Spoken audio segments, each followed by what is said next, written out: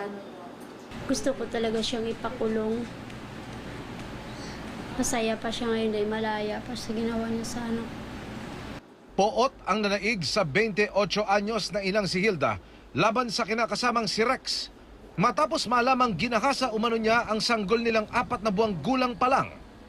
Mula nang i-air namin dito sa News TV Quick Response Team noong Biyernes ang istorya, nanatiling at large siyang suspect.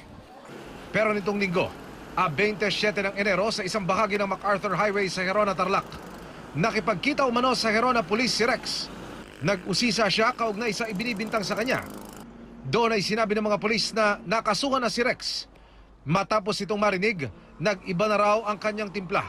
Nasabi ng ating kapulisan na mayroon na siyang kaso or nahablaan siya ng kaso. Yun na, sa time na naging unruly na siya. Ngayon, nung sasakay na sa mobile while moving na sa papuntang police station, nung akmang pupusasan sana siya sa loob, yun nga, binunot niya yung sidearm ng ating isang pulis, yung ating driver ng mobile. At doon na nagsimula yung pambuno, nagpambuno sila. Nagagawan sila ng baril. To the extent na nakaputok pa siya ng 2 rounds of shots sa baba at saka sa taas. Nag-retaliate yung tropa.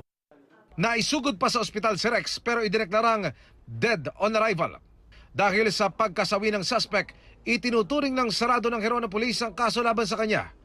Hindi naman kumbinsido ang pamilya ni Rex sa kwento ng mga pulis. Bago ang insidente, may mga nagpakilalang pulis na kumausap daw kay Rex para umuwi sa Gerona at linawin ang akusasyon laban sa kanya. Pero sa bus station pa lang may sumundo na raw kay Rex at isinakay sa police mobile. Sa salaysay ng kaanak na ikwento sa kanilang nakaposos pa raw si Rex nang dalhin sa ospital. Wala naman po kasalanan yung kapatid ko. Bakit niyo po ginanon? Parang ginawa niyang hayop ang kapatid ko. Hindi rin sila naniniwalang pinagsamantalahan ni Rex ang sariling anak. Sinusubukan pa naming makuha ang panig ni Hilda. Kaya po nalaman ko na asawa ko binugbog po ako. Siya din po binugbog po siya ng kaibigan ng mga asawa ko.